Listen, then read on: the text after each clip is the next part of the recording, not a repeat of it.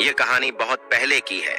किसी नगर में एक व्यक्ति रहा करता था जिसका इस संसार से मन भर चुका था, जो इस संसार की मोह माया को त्याग देना चाहता था।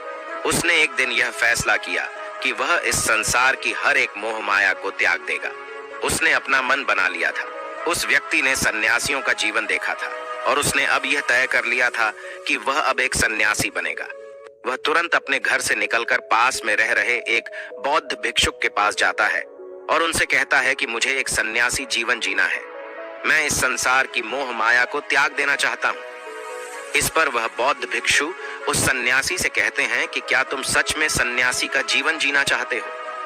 इस पर वह व्यक्ति उस बौद्ध भिक्षु के सवालों का जवाब देता है और कहता है, जी बिल्कुल। वह व्यक्ति कहता है, मैंने तय कर लिया है कि अब मुझे इस संसार की मोह माया को त्यागना है। उस वृद्ध की बात सुनकर बौद्ध भिक्षु कहते हैं, तो ठीक है, लेकिन तुम्हें मेरी एक बात माननी होगी। इस पर वह व्यक्ति कहता है कि मैं आपकी सारी बात मानने को तैयार हूँ। इस पर वह बौद्ध भिक्षु उस व्यक्ति से कहते हैं कि आज के बाद तुम मुझसे कभी नहीं मिलोगे। जब मुझे जरूरत होगी तब तुम्हें खुद ही बुला लूंगा। हमारे आश्रम में 1000 सन्यासी रहते हैं। तुम्हें उन्हीं की तरह रहना है और उन्हीं की तरह खाना है, उन्हीं की तरह वस्त्र पहनना होगा और ठीक वैसा ही जीवन जीना होगा जैसे कि वे सब जी रहे हैं।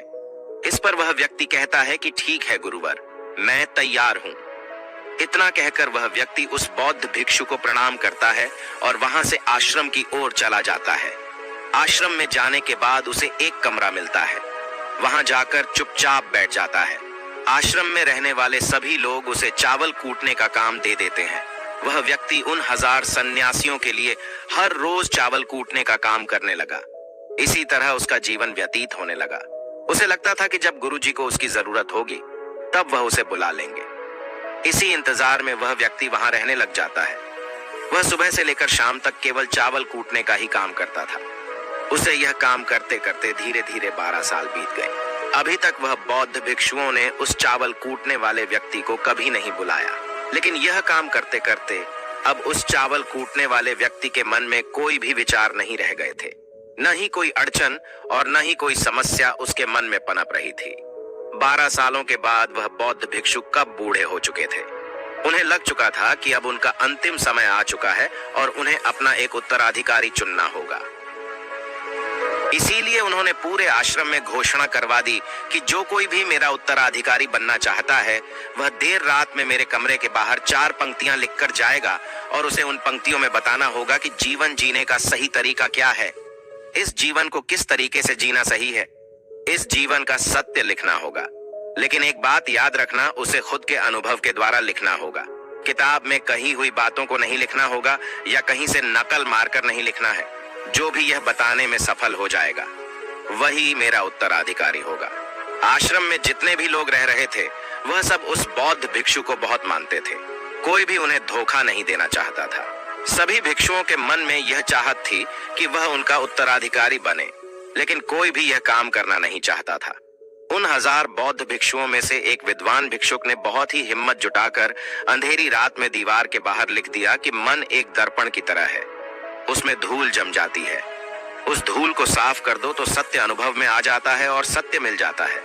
ये 4 पंक्तियां उस शिष्य ने बड़ी हिम्मत जुटाकर अपने गुरुवर के कमरे के बाहर लिख दी। अगली सुबह जब बौद्ध भिक्षु उठे और कमरे के बाहर लिखी 4 पट्टियों को पढ़ा और कहा कि किस मूर्ख ने लिखी है, मेरी दीवार को किसने खराब कर दिया है, उसे पकड़कर अभी मेरे पास लाओ।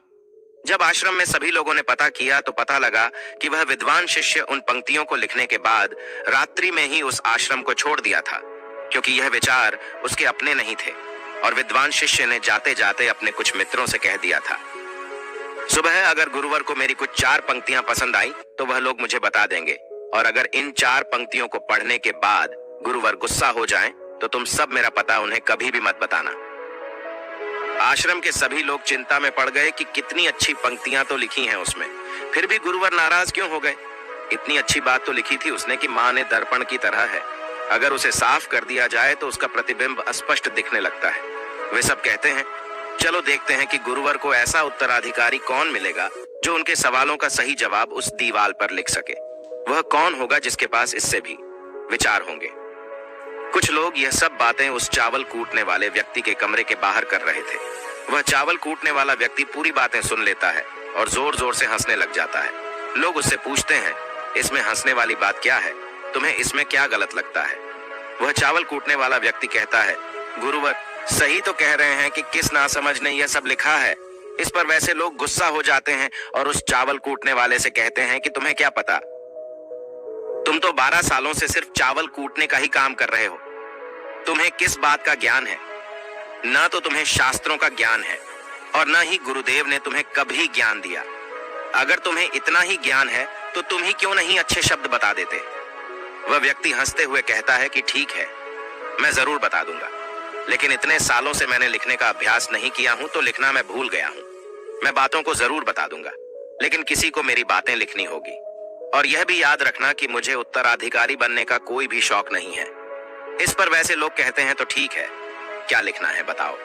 वह चावल कूटने वाला व्यक्ति कहता है, तो लिखो जो मैं बता रहा हूं। कैसा दर्पण कैसी धूल, न कोई दर्पण न कोई धूल, जो इसे जान लेता है वह सत्य को प्राप्त हो जाता है। यह बात उस गुरुदेव के कानों में पड़ जाती है।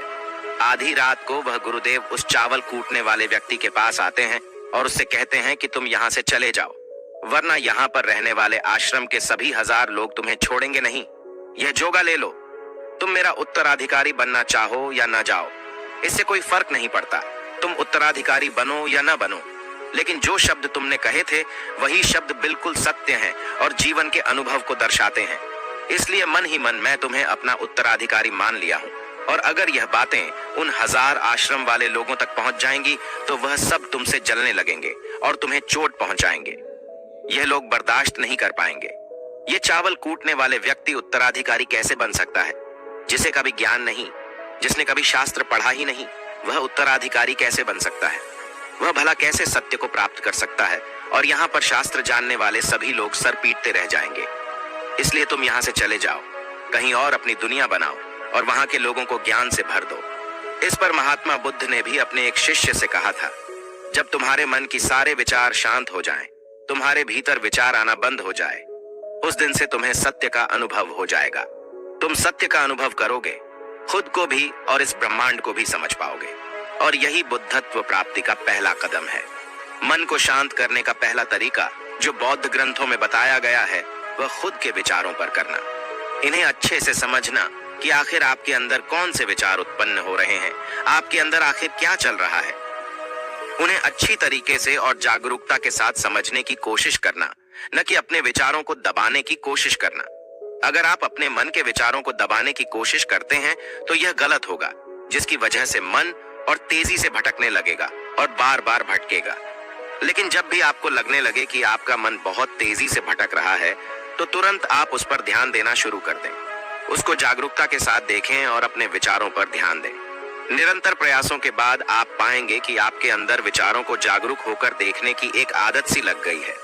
लेकिन उसी के साथ आप यह भी देख पाएंगे कि आपके मन में बुरे विचार अत्यधिक उत्पन्न हो रहे हैं।